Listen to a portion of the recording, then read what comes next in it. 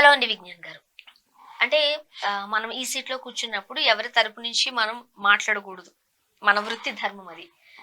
లోపల మనకి చాలా వెర్షన్స్ ఉండొచ్చు. అది పొలిటికల్ గాన, జనరల్ గాన ఏదైనా సరే మనం ఒకటి ఫీల్ అవ్వచ్చు. అది మనం అనుకుని ఉండొచ్చు. బట్ ఈ సీట్‌లో కూర్చున్న నేనైతే యాస్ ఎ జర్నలిస్ట్‌గా ఎవరికి సంబంధించి ఒక తరపున మాట్లాడకూడదు. అది తప్పవుతది.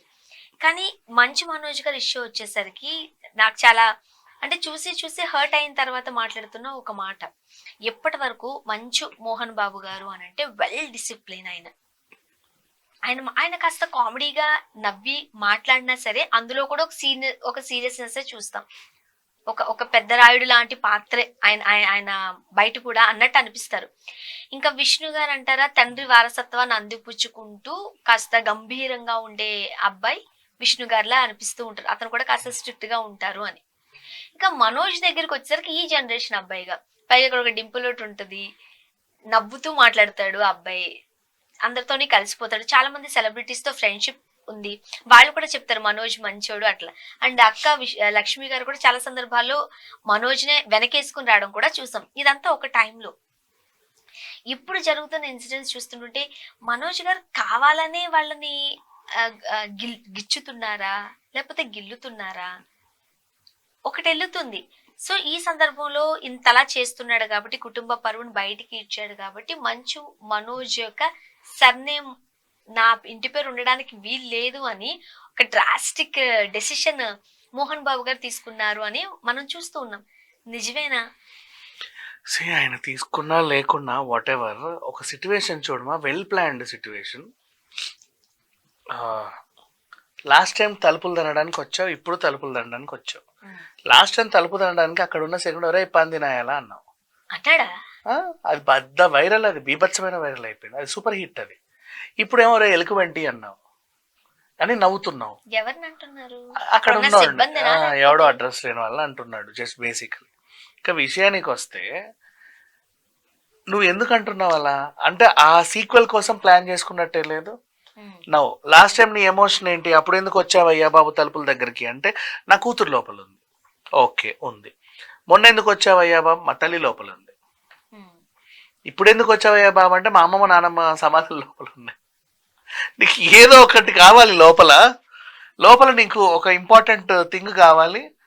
అది సజీవమా లేకపోతే సమాధా మనకు అనవసరం. లోపల ఒక ఇంపార్టెంట్ థింగ్ ఉండాలి.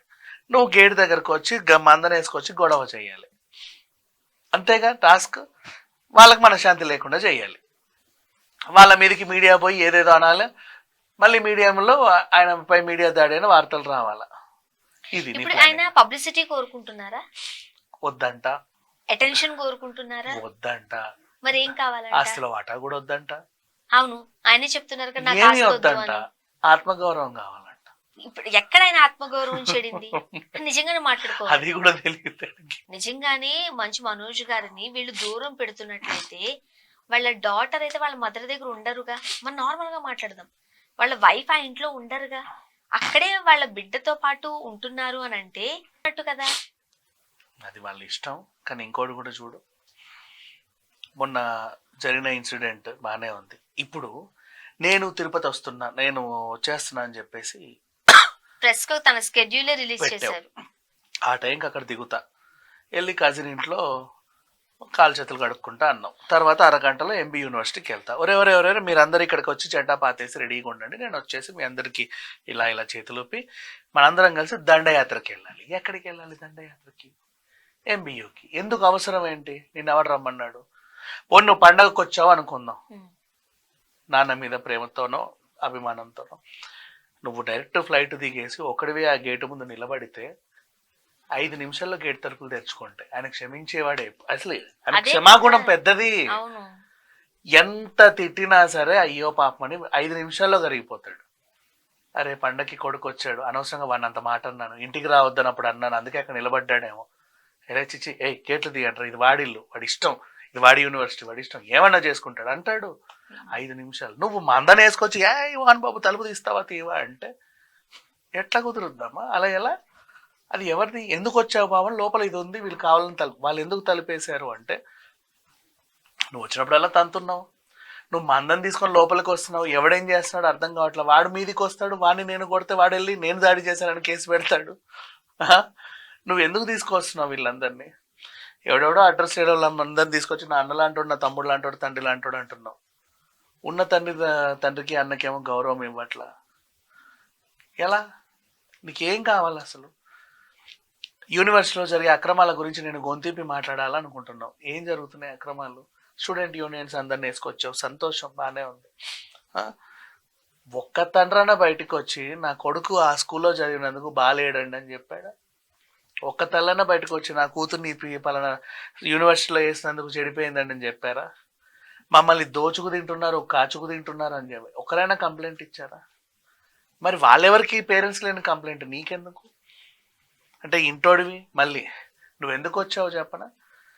మొన్న నన్ను అంత ఇది చేసి ఇంట్లోకి వెళ్ళి తరిమేసావు, గతం గతహ అని చెప్పేసి అనగానే మీరు అందరూ వచ్చి భోగి మంటలు, సంక్రాంతులు, ముగ్గులు, కోడి పందాలు చేసేసుకుంటారా? నేనుండగా నేను సంక్రాంతి చేసుకొని ఇస్తాను అనుకున్నావా?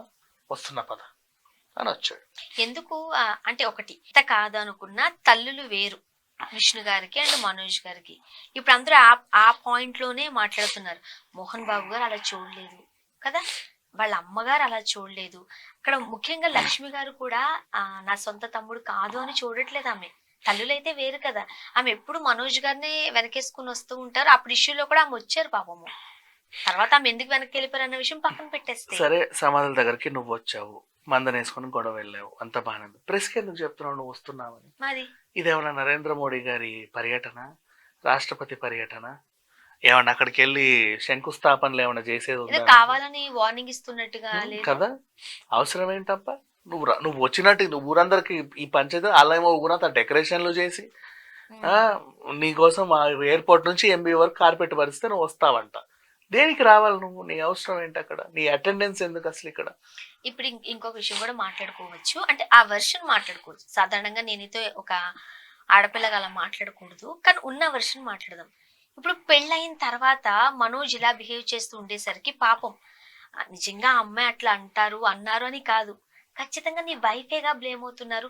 తనేదో నిన్ను ప్రోత్సహించడం వల్ల, తనేదో నువ్వు ఇలా చేయి అలా చేయి అని అనడం వల్ల నువ్వు చేస్తున్నావు అంటున్నారు. అది నిజంగా స్వతహాగా నీ బుద్ధే అయ్యుండొచ్చు, కానీ బ్లేమ్ అవుతుంది నీ వైఫ్ కదా. ఇప్పుడు కూడా ఆమెనే బ్లేమ్ చేస్తారు. ఏమన్నా చెప్పనా? సంక్రాంతికి మీ అత్తింటి నుంచి పిలుపు రాలేదా అబ్బాయి, పుట్టింటికి వచ్చి గొడవ చేస్తున్నావు అన్నారు. సంక్రాంతి అంటే ఆంధ్ర సైడ్ అల్లుని తీసుకెళ్లి సేవలు చేసుకుంటారు, బీభత్సమైన మర్యాదలు చేసుకుంటారు. ఆయన సాటిస్ఫై అయితే గాని వదలరు.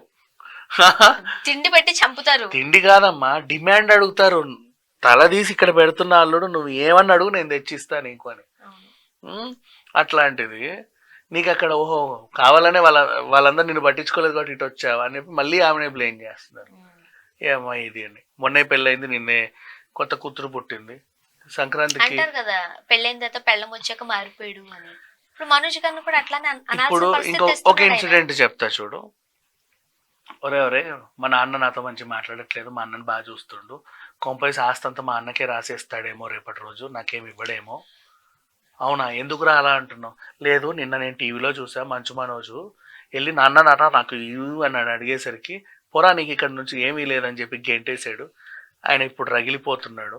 మరి నువ్వేం చేద్దాం అనుకుంటావు? అరే మా నాన్న కూడా ఈ డెసిషన్ తీసుకుంది, ఆయన వేసేద్దాంరా అనుకోరు. ఆస్తి కోసం ఇవ్వడం ఇలా మారితే అలాంటి వాళ్ళు అలా మారడానికి కూడా కారణం నువ్వేగా. ఒక సోషల్ మీడియా ఇన్ఫ్లుయెన్సర్, ఒక హీరో అంటే నిన్ను 10 మంది ఫాలో అయ్యే వాళ్ళు, నిన్ను చూసి నేర్చుకునే వాళ్ళు ఉంటారు. నువ్వు తాగొచ్చి ఇంట్లో తలుపులు తంతా, వాళ్ళు కూడా తాగెళ్ళి తలుపులు తంతారు. నువ్వు మీ అన్నని తిడితే వాళ్ళు వాళ్ళ అన్నని తిడతారు. నువ్వు మీ నాన్నని ఏదో అంటే వాళ్ళు మా నాన్నని ఏదో అంటారు. నిన్ను చూసే వాళ్ళు నేర్చుకుంటారు. నువ్వు ఎలా ఉంటావు వాళ్ళు అలా ఉంటారు. మోహన్ బాబు గారు ఈ మాట అన్నారా సర్నేమ్ ఇవ్వను అని? అయితే ఇప్పుడు విషయం ఏంటంటే చాలా మంది డిమాండ్, ఇప్పుడు ఈ గొడవ చేసిన వాళ్ళకి ఏంటంటే అసలు ఆ ఇంటి పేరు నీకు పెట్టుకునే హక్కు లేదు, ముందు ఆ ఇంటి పేరుని అక్కడ పెట్టి తర్వాత ప్రెస్కి ఎక్కని చెప్పి చాలా మంది అంటున్నారు. మోహన్ బాబు గారు డెసిషన్ తీసుకున్నారో లేదో మనకు తెలియదు, కానీ మనోజ్కి ఆ మంచు అనే ఇంటి పేరు తీసి నువ్వు నీ గురించి మాట్లాడుకో, నేను మంచు మనోజ్ అనడానికి మాకే అసహ్యం వేస్తుంది అంటున్నారు. చూద్దాం. Thank you so much.